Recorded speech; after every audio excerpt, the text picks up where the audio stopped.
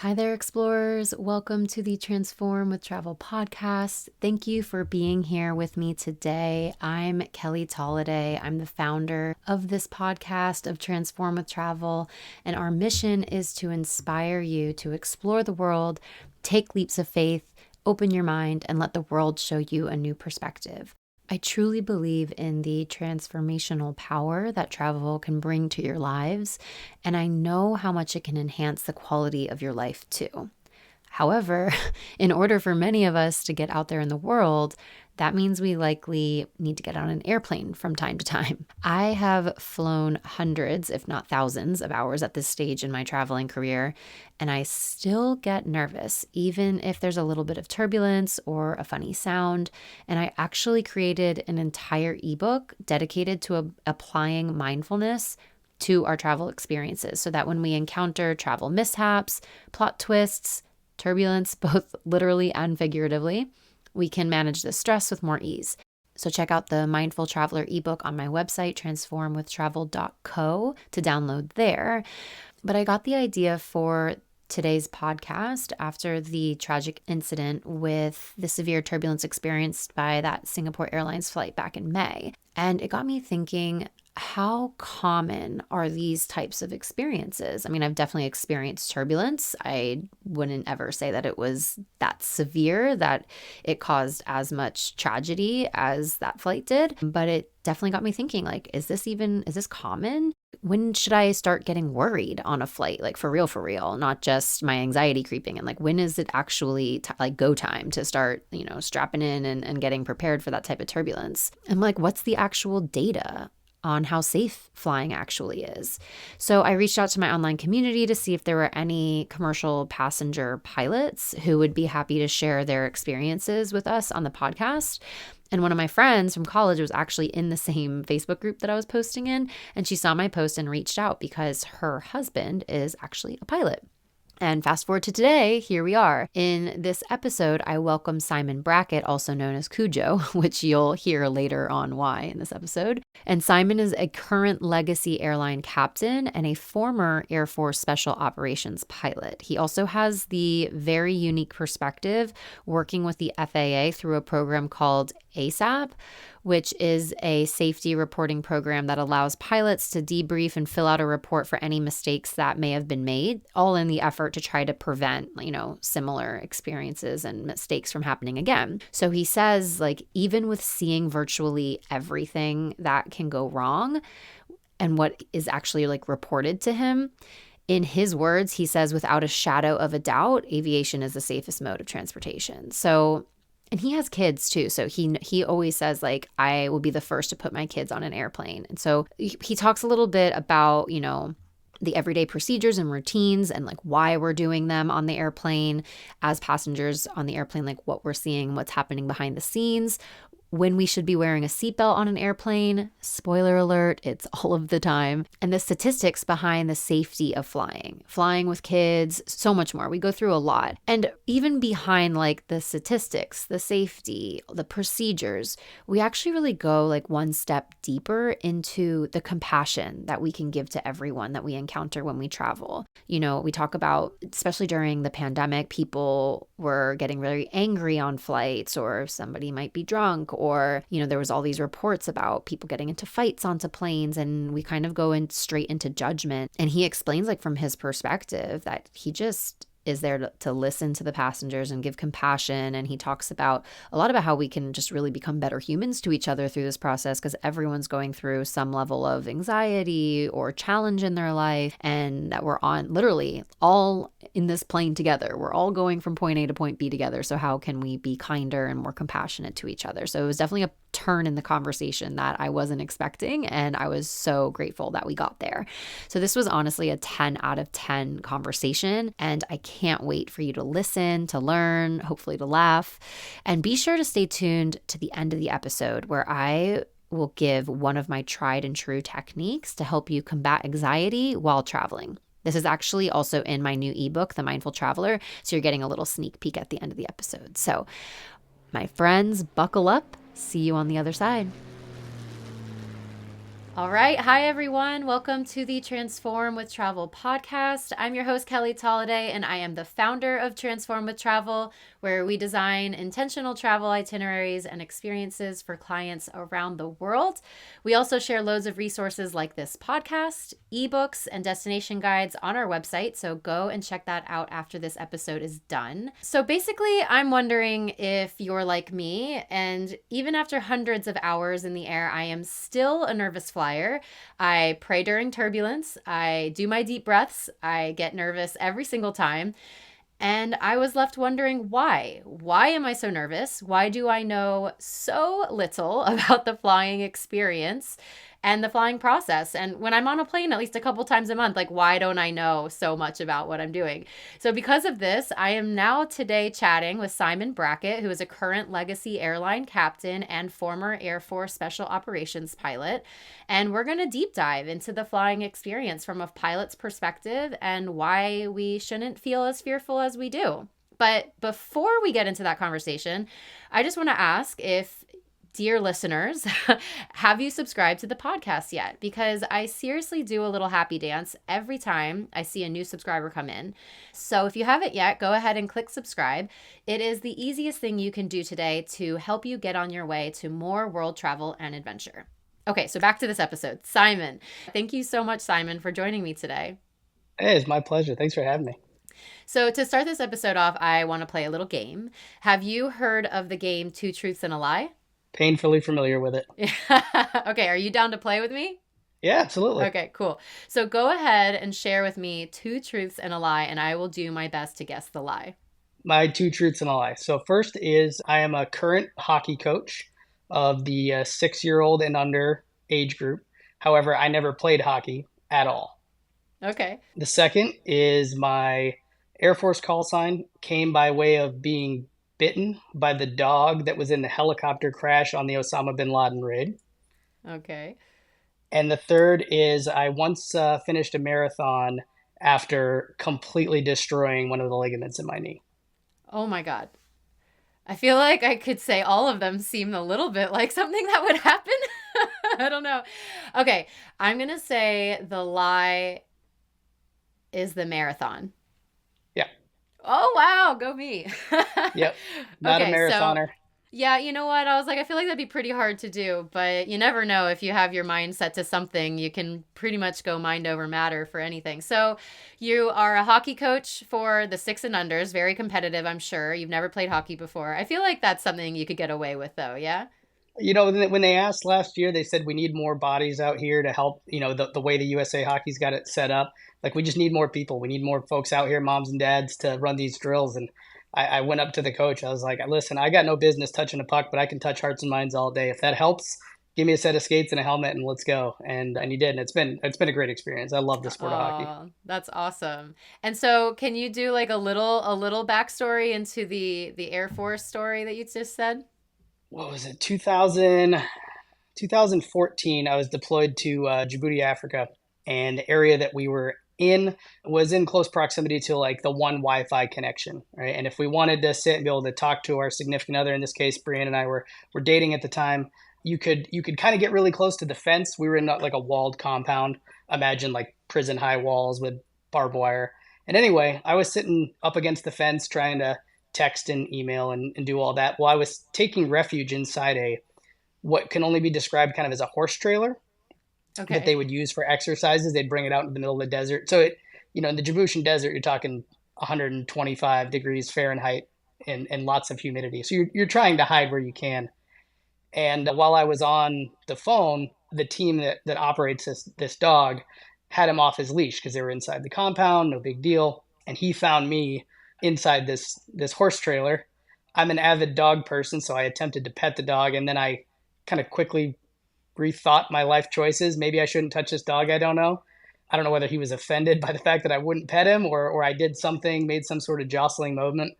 But the next thing I know, I got a 65, 75 pound Belgian Malinois chewing on my leg while I'm on the phone with Brienne. Oh And my God. yeah, they came around the corner, and they're attack dogs too, so that's what they're designed to do. I got really, really lucky that the damage was pretty minimal. But the aftermath of that ended up with the call sign Cujo for a variety of reasons. But Oh my God. that was the origin of it. So That is crazy. Poor Brienne on the phone, like, what's going on? Are you okay? she still to this day describes and laughs about that because here I'm sitting in a quote combat environment, and she hears this ruckus and chaos, and what I thought I would sound like under an extremely stressful situation is not what she heard.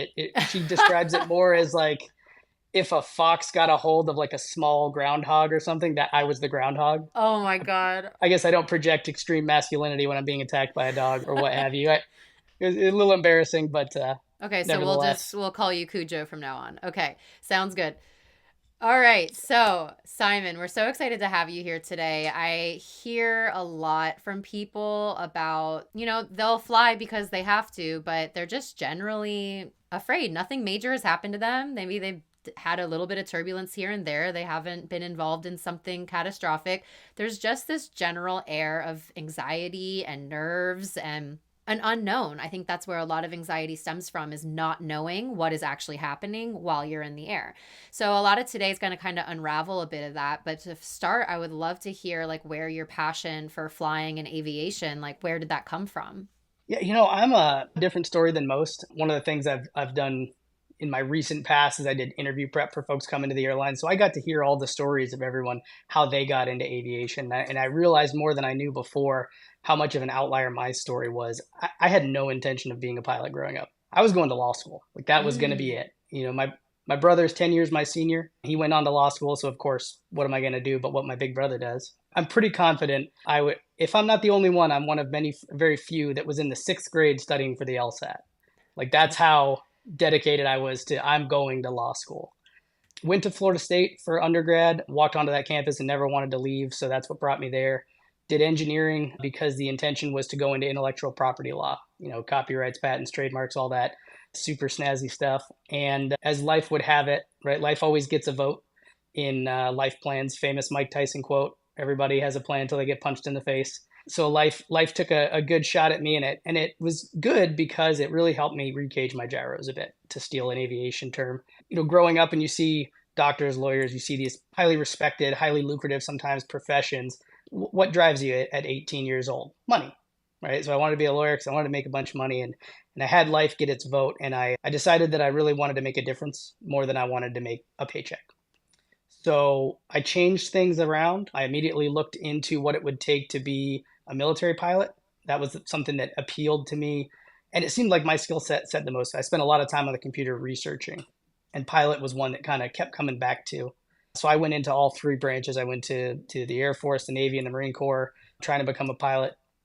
They must have been low on candidates, or I got real lucky because they all said yes, and I got the opportunity to fly with the Air Force. I had some small ties to the Air Force. My father did 4 years when he was younger during Vietnam, and so he always had positive things to say. I knew there was the widest variety of aircraft in the Air Force, and I had no idea what I wanted to fly. I'd never flown an airplane, so I was like, well, maybe if I got the most options, I'll get close enough. So went off to pilot training in Columbus, Mississippi, and I mean, I had an amazing class. They did a great job of, taking the green behind the ear guy and just dragging him through the program. I got incredibly lucky that I got my first choice. I wanted special operations. I really wanted, when I say I wanted to make a difference, what that meant to me was we were in the middle of the global war on terror, 2009 timeframe, right? There were a lot of boots on the ground that were really having tough times. And I was like, I want to be a part of making sure those guys and gals come home. So I knew I wanted special ops. That was the it for me. And this one platform came across, seemed really interesting. It was a little bit, I don't want to say cloak and dagger, but they weren't super overt about what the mission was, which of course makes it way more intriguing. I ended up getting that as my first choice. It's called the U-28. It's a civilian Pilatus PC-12. If anyone out there is aviation buff, they want to look it up. It's what it looks like. It's not exactly something that you put up on your wall to stare at, although I do have one right there. But it was an amazing mission working with some outstanding people in the special ops communities. Just my hat goes off, and my personal life average went up a lot being around those influences. So that's what took me to aviation on the whole. What took me out of the Air Force and into the airlines is one word, very simply spoken: kids. 10 deployments with active duty was enough. I felt like I made the difference. And as soon as we had our first of now two boys, I realized that now the difference I wanted to make was dad. Wanted to be Mm. dad, wanted to have more predictability and be home. And so that led me to the airlines. And here I sit today.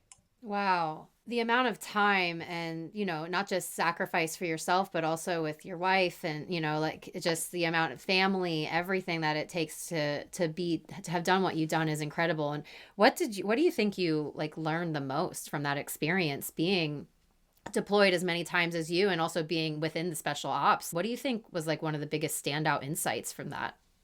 Oh boy, that's a strong one. I'll say one of the things that in one of the ways that I changed the most throughout that, I'm a big fan of the quote, anecdote, statement, whatever you want to call it, that you become the average of the people you surround yourself with.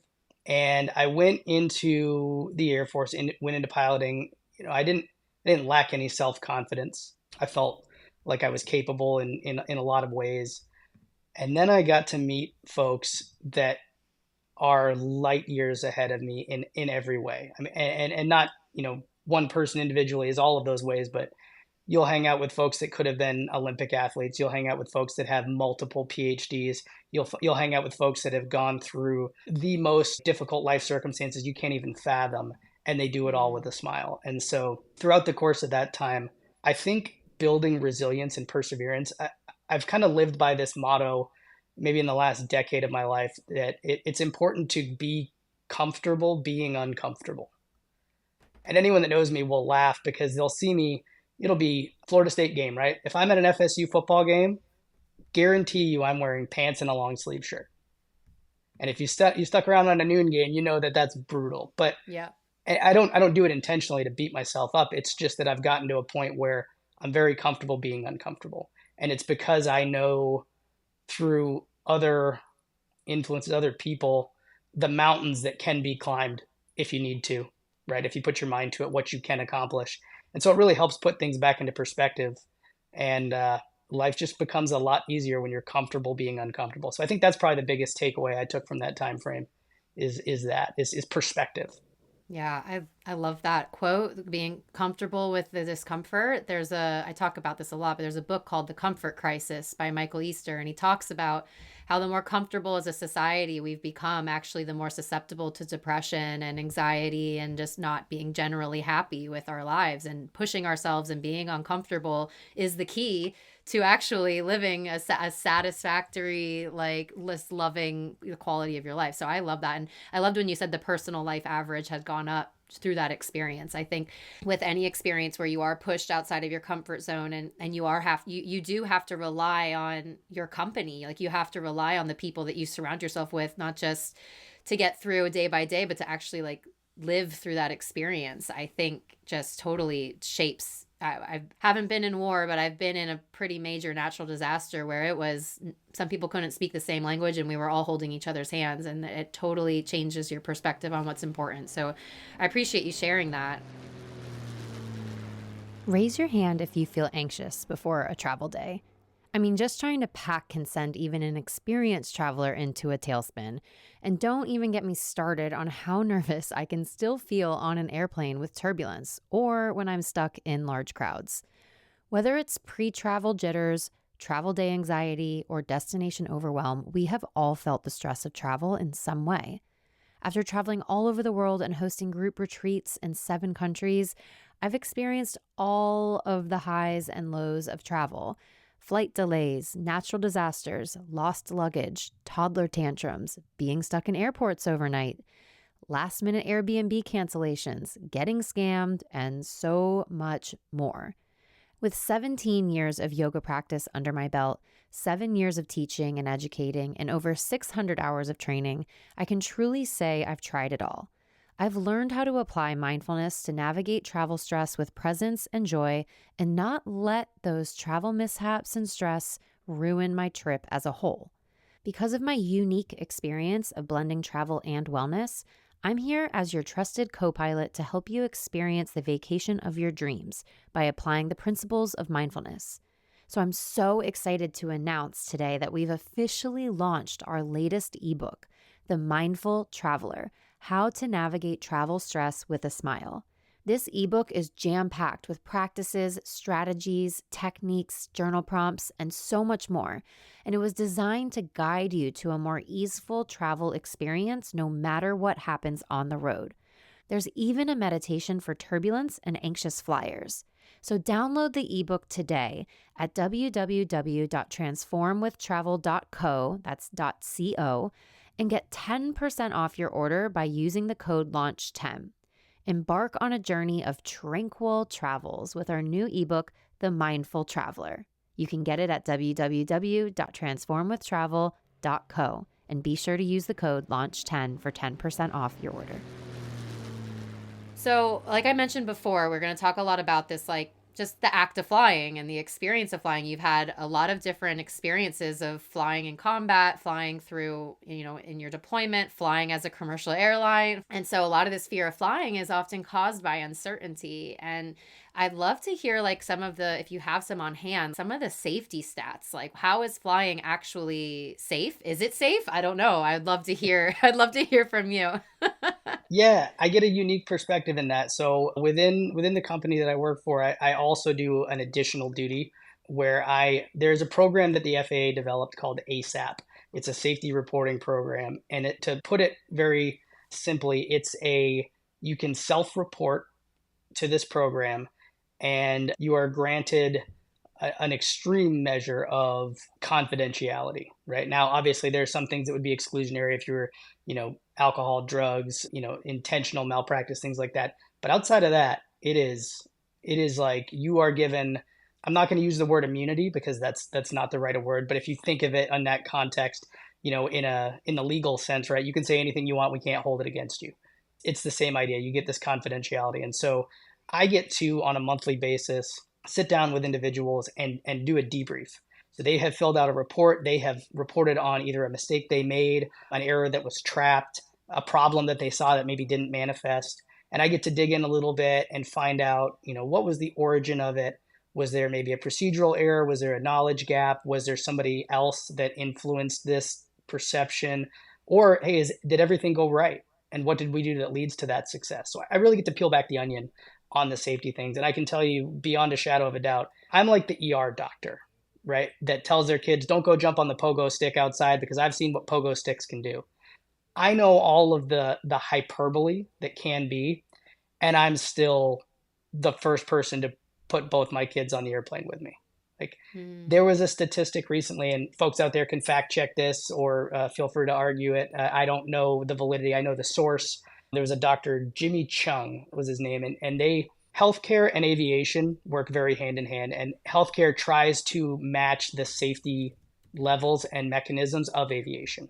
And he stated that if aviation incidents occurred at the same rate that healthcare incidents occur, which I would characterize healthcare as pretty safe, especially in the US, we would have 460 airplane crashes per day. Wow. So that really throws into perspective like the amount that we have is so tiny. The NHTSA said there's almost 99 fatalities per day and 7,500 injuries per day in cars. I would be surprised at my company if I hear more than 3 injuries per month. Wow. And it's no small company. Like, yeah. Right? That's crazy. And that's in relation to like inside an aircraft, right? Obviously, if somebody trips over a tow bar outside or something like that doesn't factor into this. But, somebody happens to be up at the wrong time and there's some turbulence. Somebody doesn't follow a procedure and closes a latch on their fingers. Like those are the kinds of instances that I would hear about. And it's incredibly minute. Wow. I mean, I always think it like for me to get from my house in Broward County, Fort Lauderdale area, down to Miami Airport, I always think I'm more likely to get into a car crash going to the airport than I am once I board that plane. Extremely so. There's something about knowing the statistics is helpful, but then there's some primal instinct when you're in the air that kind of kicks in as a passenger, at least, where there's still a little bit of that fear, right? There's still a little bit of like, oh my God, what's that turbulence? Or the feeling when you take off and then like it kind of drops a little bit and you're kind of like, oh God, what's happening? So could you talk a little bit of those examples? And this can just help us. Like for me, at least, like knowing information helps me like stop from spiraling, because it's like, okay, it's that certainty of information. What are some of the like common reasons that people like spiral a little bit into that anxiety while they're traveling? Like, what is happening during turbulence? What's happening during takeoff? What are some of the top things that you kind of like, if you were to explain it to your kids, why they're feeling certain things, what would you say, I guess? Well, one of the things, it'd probably be no surprise, don't need me to characterize that the unknown is always uncomfortable. So that's why when folks would rather have bad news than no news, because Totally. the uncertainty is discomforting. And so when you don't know why we're taking so long, or what was that sound, what was that bump, your imagination only has the opportunity to run wild, and our imaginations are pretty impressive. Turbulence on the whole, I even tried to dig through like NTSB reports and old stuff. I've never come across an instance where turbulence caused structural damage to an aircraft. I mean, there are C-130s that fly into hurricanes out of Louisiana. The hurricane hunters, they go right into the center of a hurricane. Now, granted, Mm-hmm. they're intentionally designed for that, but if you think of turbulence, turbulence is what it is. It's changes in direction and density and temperature within air, right? So it's just instability of air. If you think of when you're on a boat and you're going on nice glassy water, everything is smooth. When you're going on choppy water, you're bumping along and it's uncomfortable. It's the same general idea. I really kind of I oversimplified that. I'm sure there's some aeronautical engineers and folks out there that are probably like gagging right now at how simply I described that. But that's It works essentially for what it is. me. I'm the Yeah, average listener, so that description works for me. yeah. It's just air density changes and rough air. The air is always going up and down and changing directions. If you go this altitude, it might be going one way, and you drop down, it's going another way. So it's just kind of churning about. Some of the more common things that generate turbulence, clouds. When you go through clouds, there's a change in air density, and so those are typically a little bit more bumpy. If you're in closer proximity to a thunderstorm, there's energy that gets dissipated off of that. So you get a lot of that churning air, which is why we try to stay at least, 10 to 20 miles away from a thunderstorm. Those things all cause that. But you can be on a completely clear day with nothing but blue skies in front of you, and you can be in turbulent air. There's not really a way to visually see that, but of course from the back of the aircraft, we're like, is this good? Is this bad? Is this going to get worse? When's it going to stop? And so I can see that being, especially for folks that don't have the view that we have, right? We're seeing the front of the airplane, so we know what's out front. Everyone else is looking out the side and just kind of guessing. Yeah, and is that why it's important to kind of keep the seatbelt on, even if the seatbelt sign's off? Can you talk a little? Let's talk about the seatbelt sign. It's kind of controversial. I was just on a plane Saturday. So, what is this? 4 days ago. Just on a plane Saturday. The seatbelt sign is on. I am like zipping myself tight. I'm like, all right, here we go. I got my kid on my lap. I got my other kid next to me. I am like, when that seatbelt sign goes on, I am on it. And there's people getting up, going to the bathroom. They're saying on the intercom 1,000 times, like, the seatbelt sign is on, please sit down. You can't use the bathroom. Like, and just constantly people are getting up. So I guess it's kind of a two-parter. I'll start with the first part. Let's talk a little bit about, when is it like, okay, we're going to turn the seatbelt sign on, and what's the reasoning? Like, is it to keep us safe during turbulence in case there ends up being like really rough, ends up being like pretty intense, or what's the reasoning behind that? Yeah, that's exactly it. So 10,000 feet's a special number. Below 10,000 feet is kind of a sacred area, right? So the expectation is everyone's in their seats, everyone has their seatbelt on. We're close to the ground. We're not talking about things that aren't related to the airplane. We're not talking about the FSU football game last night. We're not talking about, where we're going hiking. And that's also why the flight attendants are seated. There's no Mm, PAs, etc. But once we get above that, usually the seatbelt sign will often remain on until we're level, because we don't know what that ride's going to look like until we're there. And sometimes it takes 45 minutes to get to your final altitude. And so that seatbelt sign stays on because it's an unknown. And exactly, you nailed it right on the head. If there is turbulence that we didn't anticipate, rougher air, then that can be problematic, right? A moderate turbulence is kind of described as the level of turbulence that would knock drinks off of the flight attendant cart. If it's spilling right. things over, that's kind of moderate. You get definitely that light in the seat of the pants bounce. That's moderate. And we get reports, but there's so much sky. We're getting reports from either somebody else has flown through it recently, or we have like a weather system that can kind of project. We have meteorologists that look at all these things and do their best to characterize it. The airplanes report it as you fly through it. So there's a lot of data that goes into predicting where is the turbulence and to what level is it.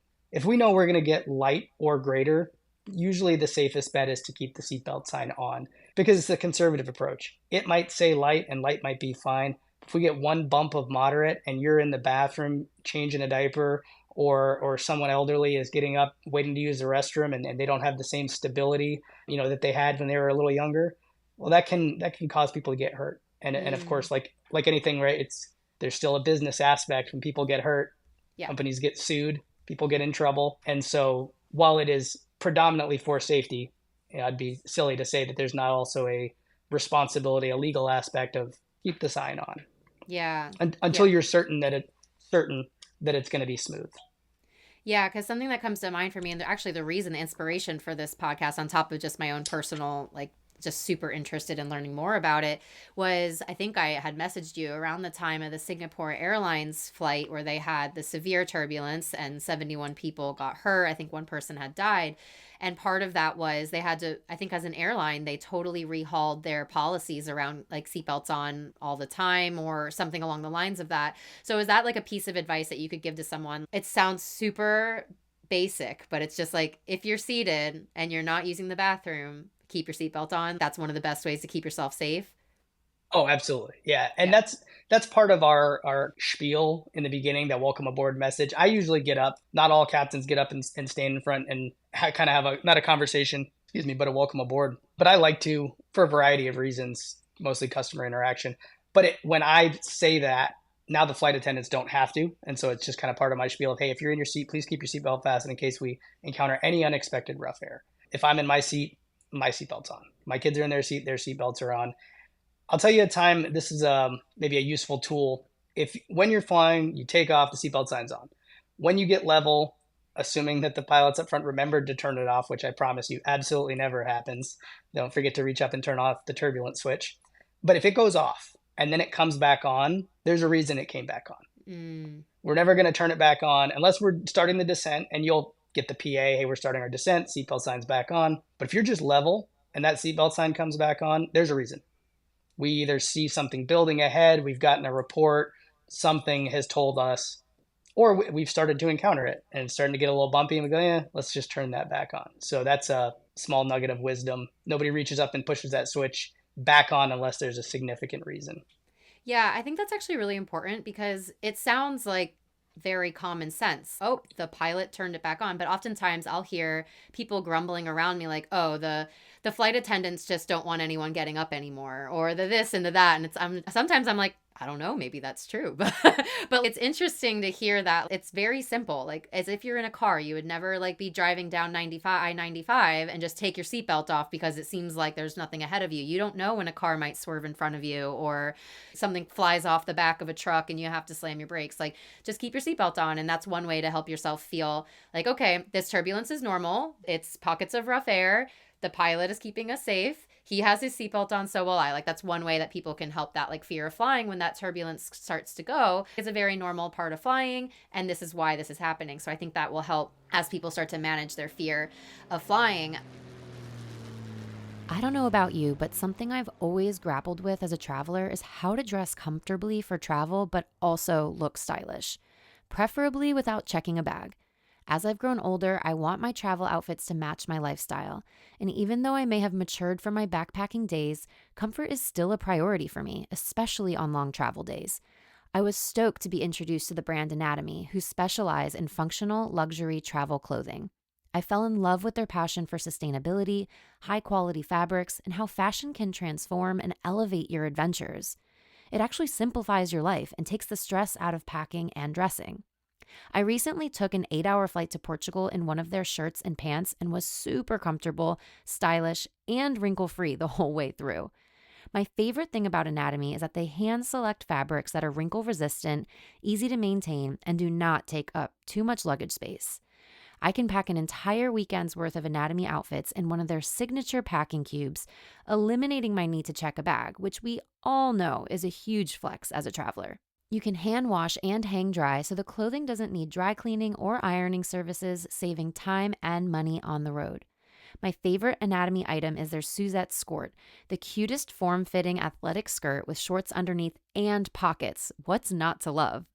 Head over to anatomy.com, that's ANATOMIE.com, and use the code RISING20 for 20% off your next order. Transform your travel style to the next level with Anatomy. What would you say to someone who is afraid of flying? Besides the turbulence, there's just this fear that happens, that everything from takeoff to landing, it's just like white knuckling, have their, deep breathing going. I definitely have been in cases like that. What are the three things you would say to somebody to help them? Or maybe what are three things you would say to your child, like if to help them kind of, recenter themselves and know that everything's going to be okay? The first thing I would try to remind them is that this is quite literally the safest industry in the world by a country mile. When you look at the volume of flights per day and the amount of things that happen, I mean, it's absurdly safe. It's, when I don't know if you've ever seen Lean Six Sigma, where they try to get to it's like 5 or 6 decimal points of safety. Aviation is like 15 decimal points into the zeros of safety. And I'm Wow. making that number up, so somebody out there, feel Yeah. free to correct me. But it's absurdly, it's beyond the level of safety exponentially that like an OSHA would require, right? Now, of course, I wouldn't say anything about OSHA to my 6-year-old. He's not going to get it. But I would let him know that it's literally the safest form of transportation that exists in the world, to include walking down the road. Actually, I think the first thing I would say is I would validate his feelings to be scared. Like, it's okay. It's okay to be scared. I understand. It's a big airplane. It moves really fast. It's loud. It's noisy. And that's okay to feel scared. And you don't have to do this. Like, if you don't want to get on this airplane, you do not have to. So that would probably be the first thing I'd say. And then, assuming they wanted to continue, I would remind them that how safe it is. And then I would probably offer up, kind of a mitigation opportunity in the event that, hey, you've decided to undertake this journey. We've left the gravity of the earth and we are airborne. Now you're feeling it again. What now? And I'd probably try to, find a buddy system for that person, be it a flight attendant or, if we have another pilot that's actually in uniform, something like that. Hey, if you're really uncomfortable, ring the call bell. We can have that person come back and have a conversation with you. Maybe there's some specific sound or thing that you heard or felt that a description might help you feel a little better. I've seen flight Mm. attendants go so far as to sit down in the aisle and hold the hand of that person during turbulence and just sit right there. And it's amazing. Just that human interaction can help a lot. That's probably the best answer I could give on that. It may not be what you're looking for, but that's how I would tackle it.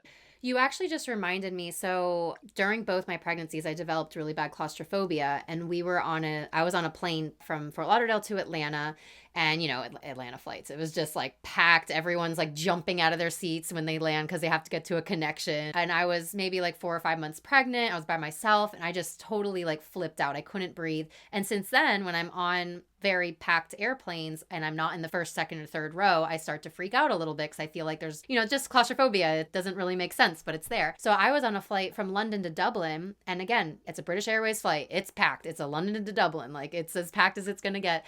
And I just got up. I went to the back of the plane and I said, I'm feeling a little claustrophobic. And the flight attendants, literally, they gave me all the space. They let me just sit and chat with them. They weren't like, okay, you feeling better, now go back. Because like you said, that human interaction helps so much to just be like, okay, I'm having a normal conversation with another human being. Like, I'm fine, I'm safe. And I think that's really powerful. Just be like, it's okay to voice your fear and let somebody who might be able to explain what's happening in the plane kind of help you through that if they have the time and the capacity to be able to do so. So I think that's super helpful. Thank you. So one of the last few things that around the fear of flying is sometimes people get really antsy when things get delayed. You mentioned before when you were like, wait, why is it taking so long? Why are we on the runway? Why aren't we taking off? Can you explain a couple of like the common reasons why we do get delayed? I'd love to hear that as well from like the passenger perspective. Why is this happening? And then for you as like the pilot and the staff, how does that affect you guys with the delays?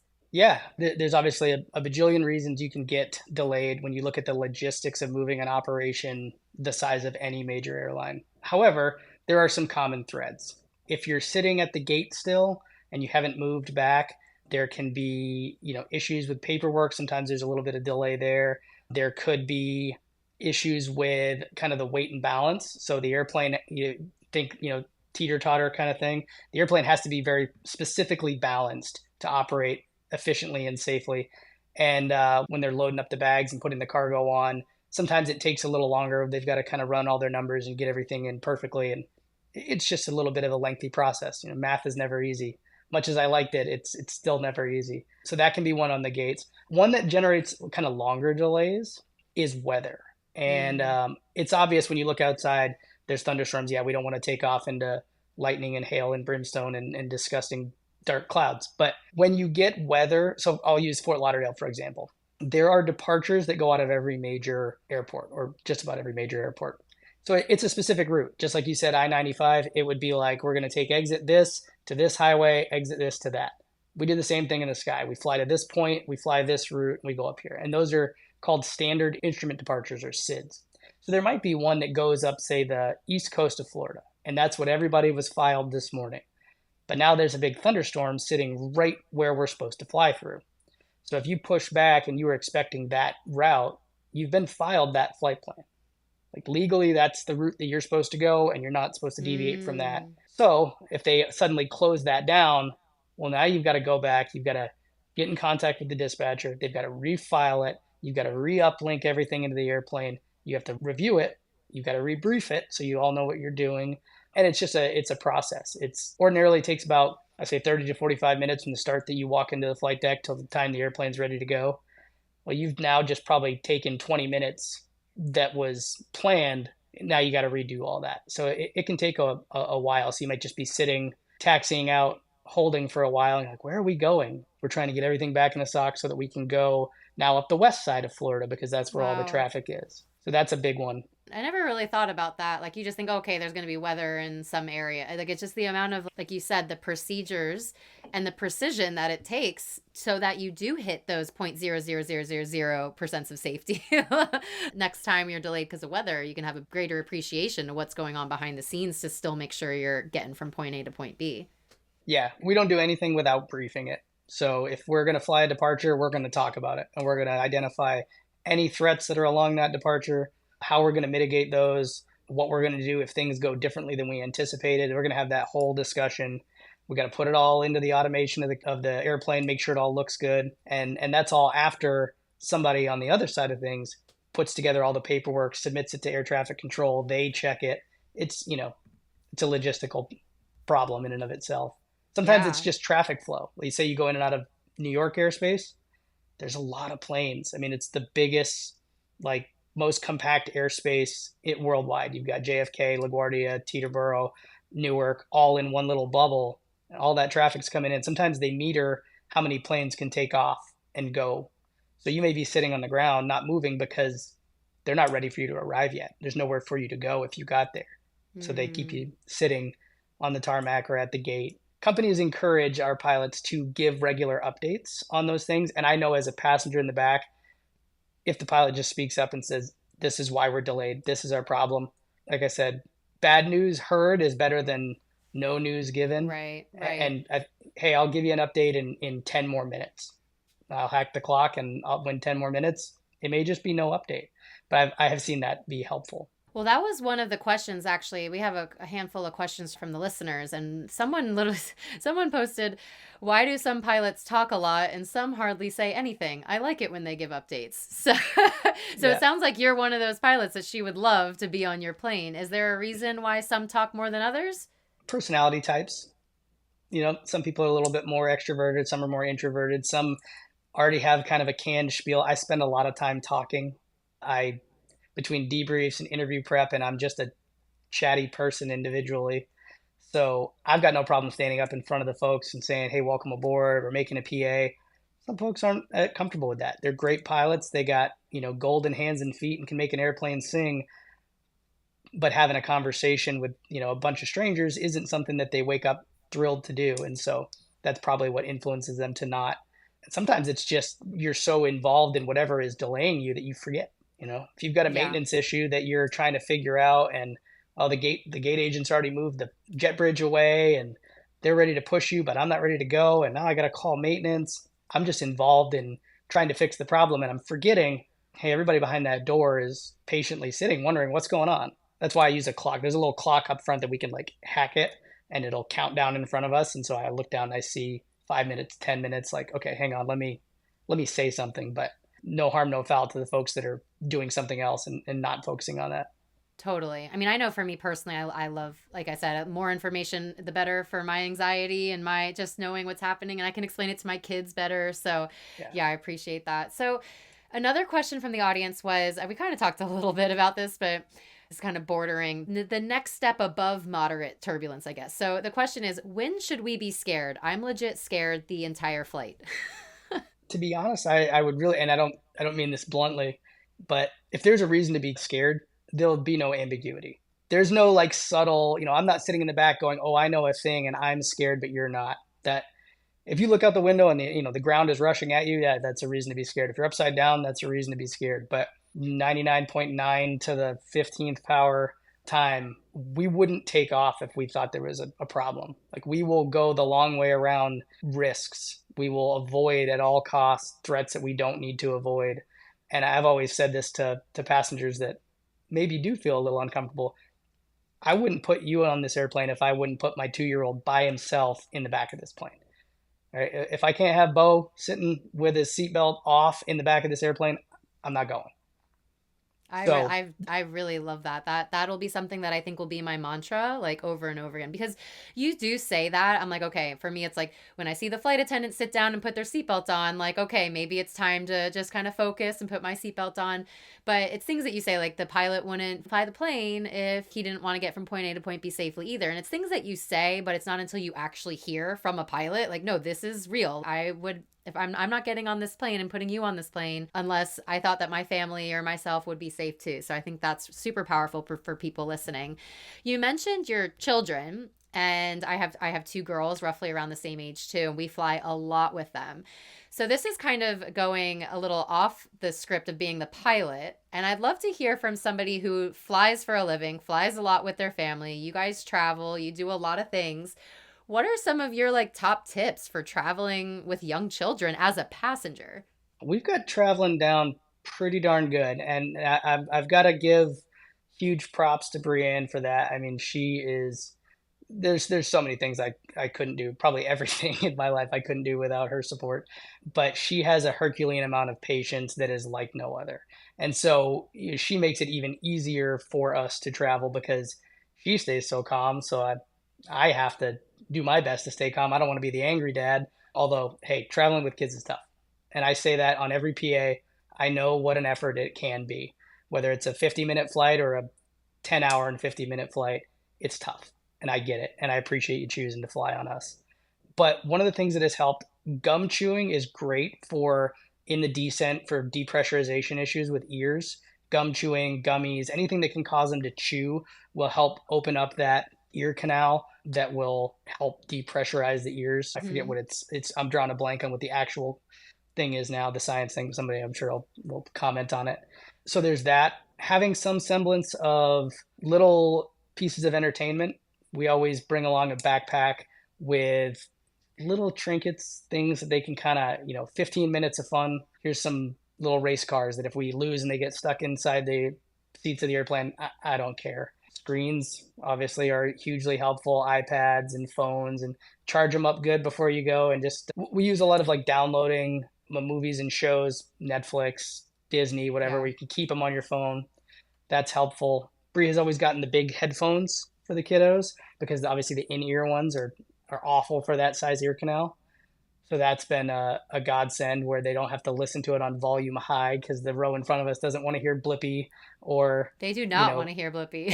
or Paw Patrol or whomever it is. Yeah. No, I love all that. I think that's super helpful. I also do the headphones because no one wants to hear Coco Melon. But I think the first thing that you said was just trying to maintain your own calm. That's something that I always say to parents who ask me, like, okay, I'm going on my first flight with children. I'm freaking out. What do I do? And the first thing I say is before even telling them to be calm, because sometimes, like you said, it's a pressure cooker of stress sometimes when you're traveling alone and then add kids on top of that.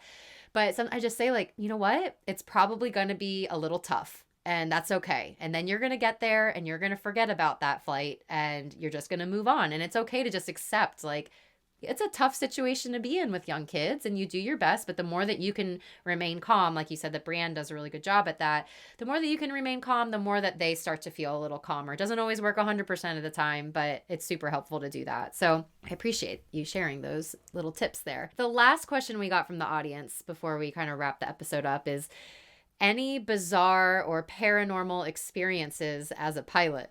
Unfortunately, I mean, as a commercial pilot, if you say paranormal, no, I've never seen that. The closest I've ever encountered with that is St. Elmo's fire a few times, flying down to Bogota or across the ocean to Scotland. Sometimes if it's the humidity is high enough, you can get St. Elmo's fire across the windscreen. That's cooler than, it is scary. Yeah. Look up all kinds of videos of it, but it's, just little static electricity essentially going up the windscreen. It's fun to look at. Yeah, cool. Um, but I've never encountered anything where I've looked outside and gone, I have no idea what that is, and felt uncomfortable in that sense. Obviously, flying in the Air Force, there's been, uncomfortable times, but that's related to not paranormal, strange activity. That's just the nature of that type of flying. Yeah. And any crazy things that you're just like, what the hell? What's going on in this plane? Like, can you even, are you even allowed to share that? I always say, and I try to help folks recage to this, everybody's entitled to a bad day and a brain fart. Yeah. So I have had, many passenger issues where folks come up and they're either, maybe they're overreacting, maybe they're underreacting, maybe they're misreacting. And I think it's just important to give people the benefit of the doubt and treat them with empathy and listen. Boy, I tell you what, we talk about listening as a skill set, hugely undervalued, something I wish I learned in my teens, of authentically listening when someone is speaking, especially when they have a problem. More often than not, that will solve the problem. People want to be heard, they want to be validated. Just know that I'm feeling scared to be on this flight. Is that okay? Yeah, it's okay. I get it. Okay, I'll go sit back down. Mm. So that for that reason, I've never really encountered any personality, people related issues that we weren't able to kind of work as a team and solve amenably and then follow up with later. And I had a guy who got, we'll say, the short end of the stick during the big CrowdStrike incident that happened, and he was clearly upset, and it was carrying over to our current flight. He wasn't in the best of moods, and we had a conversation. I apologized to him for the recent flight, and then after the flight, I pulled him aside onto the jet bridge and apologized again, because that's not what you pay hundreds of dollars to experience, right? Yeah. That's not what this is about. So most of the encounters that you maybe see on social media or in the news are often, there's crazy folks everywhere, so take that into account. But I would say there's probably a high percentage of those that are simply mismanaged human interactions that could have been subverted or at least minimized by showing a little human emotion, little empathy on the front end. That's an assumption. I wasn't there for those instances. I'm sure some of them are completely valid, but I've encountered both sides. So Wow. unfortunately, my end has been boring, right? We go from A to B and we get there safely and we have a great time doing it. I mean, mismanaged human interactions, I think, is like the quote of the whole episode. I think that's amazing. Like that, because you just think like it's so easy to pit one person as the bad guy or the angry guy or the drunk girl or the this or the that. And it's just, if we could just, like you said, come at it with a little bit more empathy, not just from pilot to passenger, but just from person to person. And especially when you put 100+ people on a relatively small space where half the group is anxious out of their mind and the other half might have had a drink at 8 a.m. And now we're Yeah. all sitting together waiting for this plane to take off. I think it's a really valid and interesting point to just look at it as, okay, how can we interact with each other, listen a little better, have a little bit more empathy instead of just going right to the bad thing that they might have done or expecting them to do something bad. So I think that's, as a business owner, as a pilot, as a doctor, as a mom, as a dad, I think everyone can take that piece of advice, especially as you travel different cultures, different ways of interacting with each other. I mean, you just got me reeling here. I'm like, my brain's Yeah. going. That was incredible. So the very, very last thing I want to ask before we finish our episode with our rapid fire questions is, what's your favorite thing about sitting in that seat at the front of the plane and getting to view the whole world in front of you? What is your favorite part about being a pilot? I think you just said it right there. It's the view. You can't pick a job out there. Anything from a brain surgeon to a professional athlete to you name it. everyone's job gets old at some point in time, right? People just routine becomes monotony on certain days. Hopefully you have more good days than bad ones. But when folks ask, hey, how do you like being an airline pilot? My response usually is, my office has a better view than most. For sure. And that's always something that doesn't lose its allure.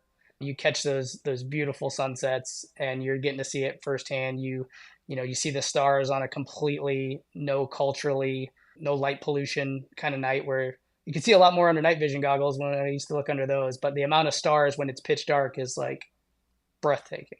So that never gets old. The cool views, the Wow. clouds. If you're sitting right on the top of a cloud layer, we call it cloud surfing. You're just a foot above it and you're zipping your way through. I mean, that takes you back to being a kid in a candy store, and it's always an enjoyable moment. Yeah, it's so special. That's incredible.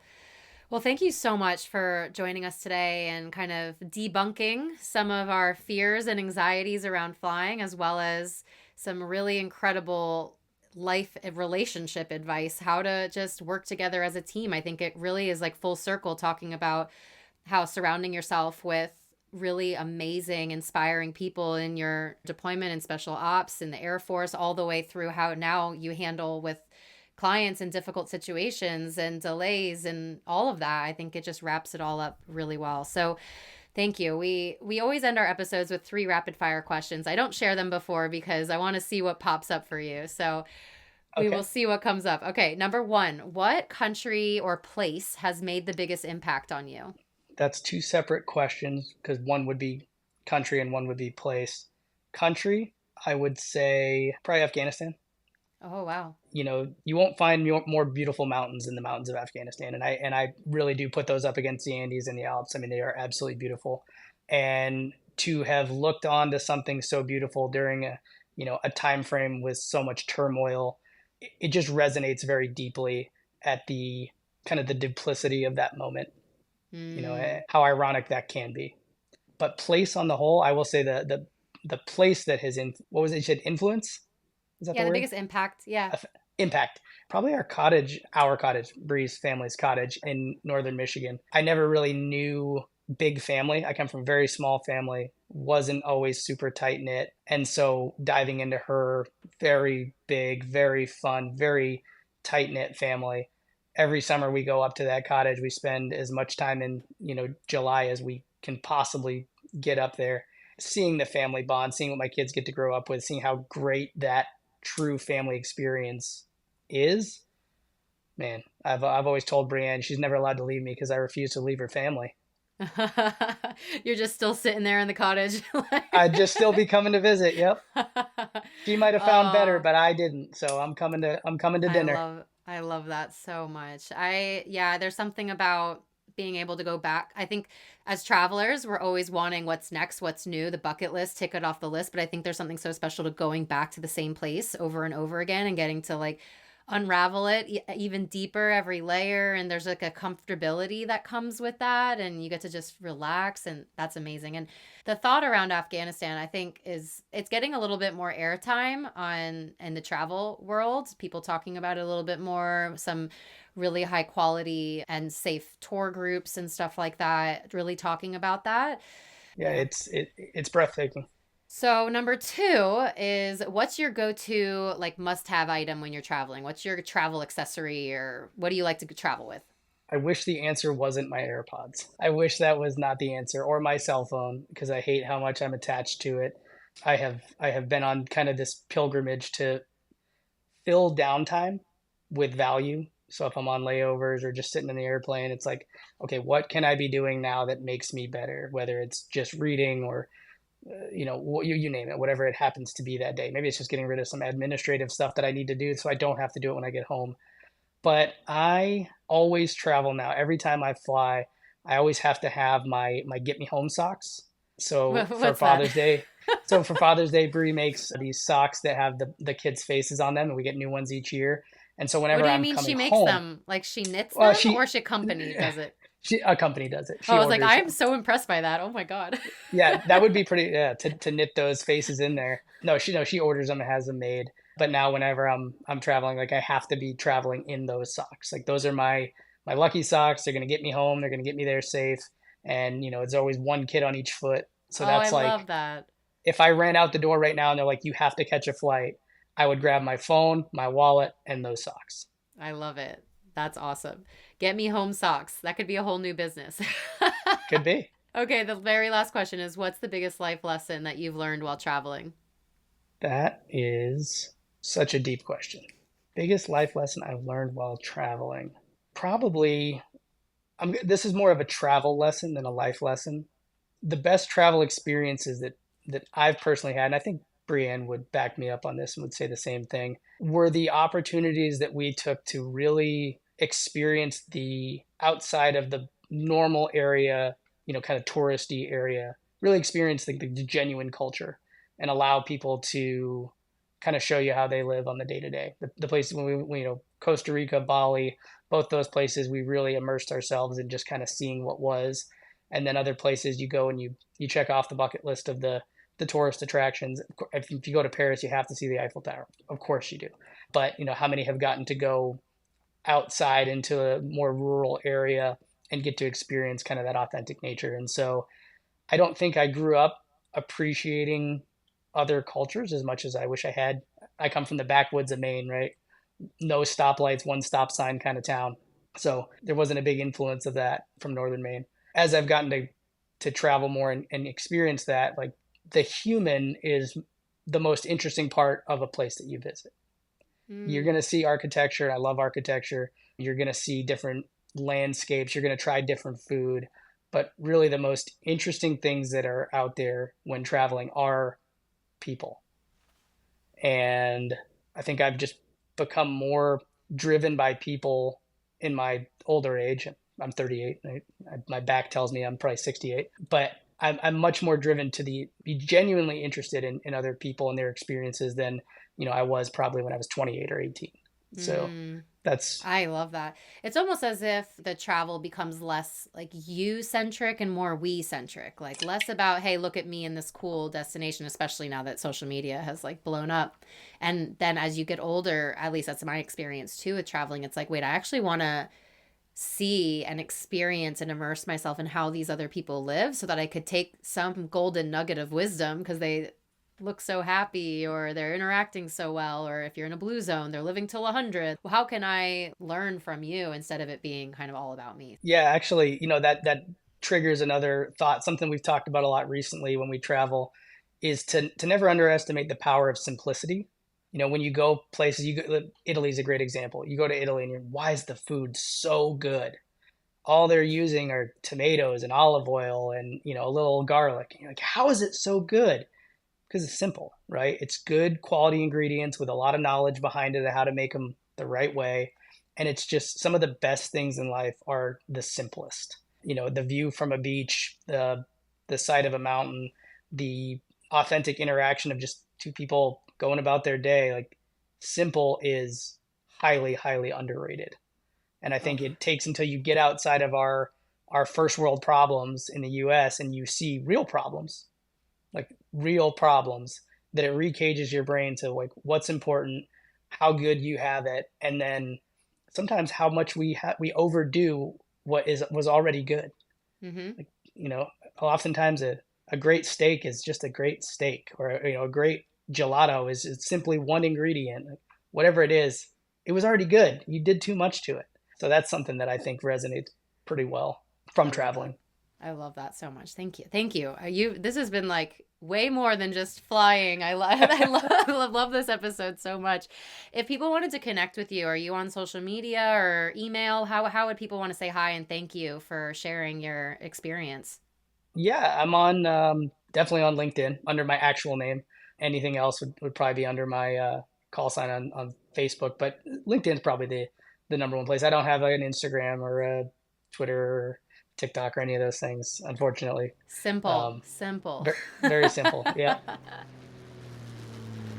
All right, all right. How did we feel about this episode? I personally learned so much from Simon, and I'm just, yeah, so grateful that he gave his experiences, his, strategies, his tips, his stories. I learned a lot, and I really loved when he talked about his personal life average going up because of his time that he spent in the Air Force. And I think that's something that we can all really take home with us is how are the people that we surround ourselves with contributing to our personal life average and the quality of our life. And definitely something that I know that when I travel, I really do feel like my personal life average goes up because I'm just attracting amazing people and so many diverse people as well. So I hope that's something that you can take with you today. I know at the front of this episode, I talked about sharing one of my top tips for combating anxiety while flying. That's what this episode is all about. And it goes a lot deeper into my ebook, The Mindful Traveler, which you can check out on my website, transformwithtravel.co. But I wanted to share with you as a listener who made it to the very end of this episode. Congratulations. Thank you. All the things. So when you're on a plane and you start to feel turbulence or you see the seatbelt sign go on and you see the air hosts, the flight attendants starting to sit down and, oh, okay, they're starting to get serious about this. Should I be getting worried? And, you just kind of go through that mental chatter in your brain. And truly what that means is it's time to step back into your body. You're inhabiting too much space in your brain going into the what ifs and going into the worst case scenario. And what we really need to do is bring presence back into our body. And it's super simple. There's a lot of techniques and tips in the ebook that there will be something for everyone. Maybe breath work or meditation or mantra isn't for you. There's a load of other tips in the ebook for ways to easily bring presence back into your body. But for me, what helps is counting my breath. So not only am I slowing my breath down and doing a very equal breath, I believe Justin Liebman in episode 43 of the episode, he talks about this breathwork technique. In yoga, we call it samavriti, or you might call it box breath. But for me, it's so helpful because as you inhale, you take a deep breath in for a count of 4. You'll hold at the top of the inhale for a count of 4. Exhale nice and slow for a count of 4. And then hold at the bottom of the exhale for a count of 4. So not only are you intentionally slowing your breath down, which will signal to your body that it's safe to bring the heart rate down, that we're not going into fight or flight, that we're actually able to be calm, but you're also distracting your mind with the count of the breath. So if you're focusing your mind on counting your breath, then and you can actually even do a visualization. As you inhale, you follow up one side of a square, you hold at the top of the inhale, you can follow the top side of the square, exhale, follow the other side of the square down, and then as you hold at the bottom of the exhale, you can follow the bottom edge of the square back to where you started. So it's a really great way to bring in visualization and counting to help you stay out of the what ifs of your brain. You're actually focusing all of the energy of your mind into the count and the visualization of the breath. So you're taking yourself away from those what ifs. You're bringing yourself back into the present moment, distracting your mind because you're counting. And you're also slowing your breath rate down, which will in turn help lower your heart rate. It will help all of those markers of stress start to go down. And you can almost feel that anxiety that builds up from like the chest up to the top of your head. You can almost feel all of that energy just sinking back down into the lower half of the body and being present. So that's just one of my really quick tips that I use. It's free. You don't need to pop in headphones or AirPods for a guided meditation. You don't have to fumble around and search for the best meditation. You just right in your own brain. You can do it. Nobody even has to know that you're doing it. And you can just look like you're cool as a cucumber during the turbulence or whatever is triggering you into anxiety onto your plane. And that's just one of the tips that you'll get through the ebook. So be sure to check it out if it's something that you think will be helpful. And you can use it not just while you're flying. You can use it if you're in a large crowd, if you're waiting in line at a museum, if your flight gets canceled and you're freaking out in the airport. There's so many tips, techniques, strategies, education on how to allow these very normal, very common experiences while we travel, the mishaps, the cancellations, the delays, the mistakes, the turbulence, like I said, literally and figuratively. All of these things are a part of travel. And so the more that we can learn how to cope with that stress, it'll help us not look back at our trip and think that because of that one experience or that anxiety that we felt or that stress, that it ruined the whole trip. We're able to kind of take a bigger picture of it. And that's what we learn and dive deep in the ebook. So I hope you can check it out. Oh yeah, be sure to use code LAUNCH10 at checkout and you'll get 10% off the ebook as well. So my friends, thank you so much for listening. I will see you in the next episode. Have a wonderful, wonderful rest of your day. And this is your reminder to keep on exploring.